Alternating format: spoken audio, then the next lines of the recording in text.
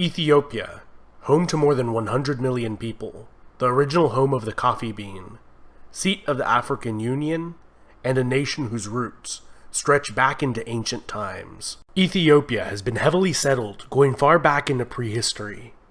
Da'amet is the earliest known kingdom in this region, and was a contemporary of ancient Egypt and Nubia to the north.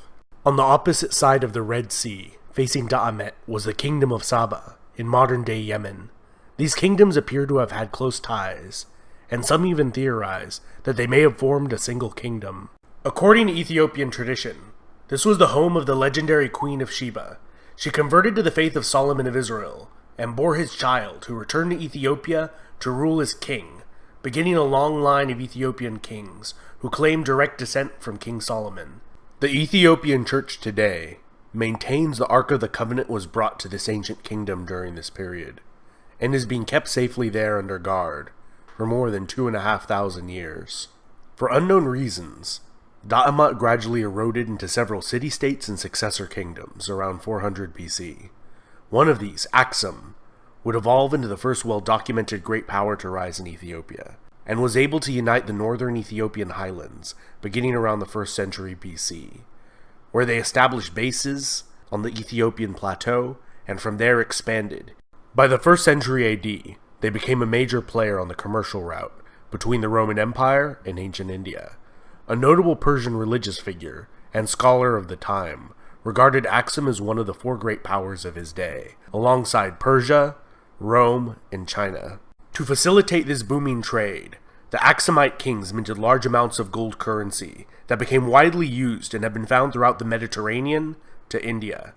Around 325 AD, the king Ezana converted to Christianity, making it the state religion, and was also the first state to ever use the image of the cross on its coins. Ezana campaigned against the kingdom of Kush to the north, as far as the borders of the Roman province of Egypt, and is believed to have been the reason for that 1,000-year-old kingdom's collapse. Included in his many titles were King of Kings, King of Saba, King of Salhen, and King of Himyar, which are all in modern-day Yemen, indicating that he either controlled or annexed these kingdoms, or perhaps they were merely tributaries. The kingdom of Aksum would reach its apogee during the reign of King Caleb, who invaded the Arabian Peninsula in 520, with a vast army against the Jewish king Yusuf of Himyar, who had been persecuting the kingdom's Christian population. 5 years after installing a native Christian viceroy, one of his own Aksumite generals killed the viceroy and declared himself king of Himyar. This general turned king, Abraha of Himyar, is mentioned in the Quran for his failed invasion of Mecca in the year 570.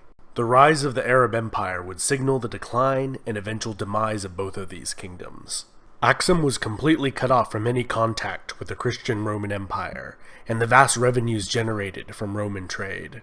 The kingdom of Aksum had a slow decline and began to contract back into the highlands. The kingdom of Alodia formed on its northern border and converted to Coptic Christianity and spoke a Nubian dialect, in contrast to Aksum's Semitic dialect and script, used since the days of Da'amet in the 9th century BC.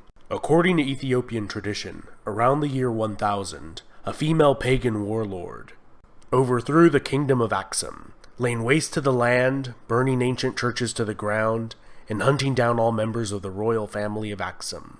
The last of her dynasty, which ruled over a much diminished kingdom, was overthrown by Maratakla Haymanot in 1137, establishing the Zegwe dynasty, although some scholars believe this dynasty was established earlier. The most famous ruler of Zegwe dynasty was Gebre Lalibela, who constructed 11 churches, carved straight from a single piece of stone, and attempted to construct a new Jerusalem as his new capital, in response to the capture of the Old Jerusalem by the Muslims in 1187. Despite the piousness of the Zegwe, they had one thing working against them in the eyes of many of their subjects. They did not claim direct descent from the biblical King Solomon, and around the year 1270 they were overthrown by a dynasty that did claim Solomonic descent.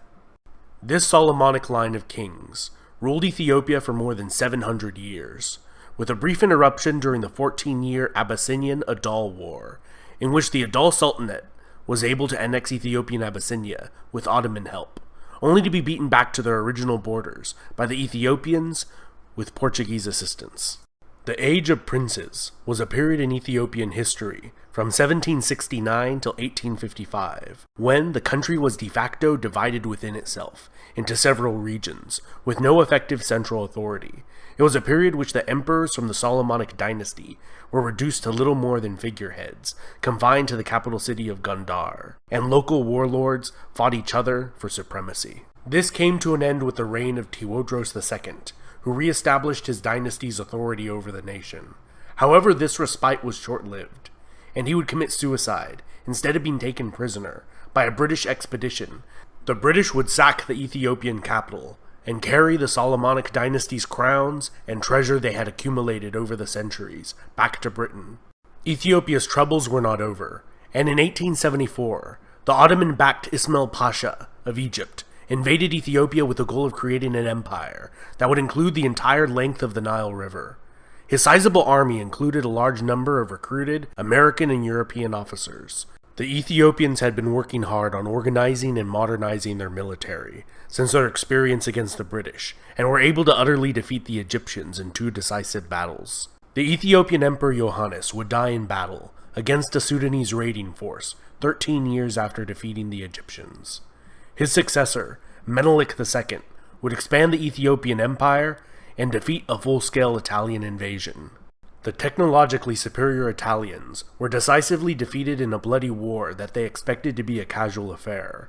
40 years later, masterminded by the Italian journalist turned dictator Benito Mussolini, the Italians invaded again, this time sending an overwhelming force of approximately 500,000 men, 600 aircraft, and 800 tanks. Despite this, the war was still a long and bloody affair. The Italians gained little from the annexation and committed widespread atrocities against the Ethiopian population, which they never fully managed to control. Ethiopian Emperor Haile Selassie returned to Ethiopia from exile in England to help rally the resistance. The British began their own invasion in January 1941 with the help of Ethiopian freedom fighters. The last of the organized Italian resistance in Italian East Africa surrendered in 1941, ending the Italian rule. The Solomonic monarchy was fully restored after the war. In the decades that followed, Haile Selassie would begin to slowly implement democratic reforms in the nation. However, many blamed his grasp on power for the slow pace of modernization. During the Cold War, Selassie received the backing from the United States, and when widespread drought and famine hit the nation in 1974, the aged monarch was overthrown by a socialist faction in the military. They viewed Selassie as an agent of the corrupt capitalist West, and united with Eritrea, forming a larger chaotic state that was plagued by infighting and disastrously planned and implemented socialist policies. Eventually, Mengistu Haile Mariam brought an end to the more than decade-long power struggle and attempted the creation of a state following the Soviet model, famines and genocide included. In 1991, as rebels closed in on the capital of Addis Ababa, he fled and was granted asylum in Zimbabwe as an official guest of Zimbabwean President Robert Mugabe, where he still resides today at the age of 80, despite calls for his extradition. This was followed by a transitional government in Ethiopia, which drafted a new constitution allowing any of the nation's ethnic regions to secede if they ever wanted to. Eritrea did so right away, and the remainder is the modern nation-state of Ethiopia. This has been Epimetheus. Huge thanks to all my awesome patrons over on Patreon who help me with this channel's expenses, and my fantastic subscribers. If you're new to this channel, don't forget to sub, hit the bell icon to get notifications every time I make a new video, and smash that like button. One more interesting bonus fact for you if you made it to the end of the video. The Rastafari religion, originating in Jamaica in the 1930s, regards Ethiopian Emperor Haile Selassie as the second coming of Christ and the embodiment of Jah on earth.